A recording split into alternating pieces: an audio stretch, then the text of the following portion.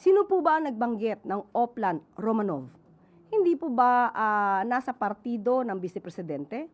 Hindi po ba siya ang dapat na magbigay ng mga ebidensya patungkol dito at hindi ang palasyo? Siya po ang magbigay ng mga detalye para po magkaroon ng tamang pag-iimbestiga. Binigyan siya ng pagkakataon, sinulatan siya ng NBI para malaman ang mga sinasabing death threats sa kanya at sa kanyang pamilya.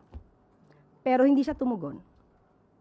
Hindi po kasalanan ni Numan kung hindi magkakaroon ng anumang tinatawag nating existence, yung sinasabing Oplan Romanov, dahil mismo ang Vice Presidente na nagsabi nito ay hindi ito napapatunayan. So, anong gagawin po ng ehekutibo kung wala namang maiimbestigahan dahil walang anumang detalyeng ibinibigay ang nag-aakusa patungkol sa Oplan Romanov? At ang paggamit muli nito ng justification, gina-justify niya ang sinasabing Oplan Romanov kaya siya nagbanta sa Pangulo? Hindi natin maiwawaksi ang pagiging Vice Presidente niya at sa pagiging nanay niya.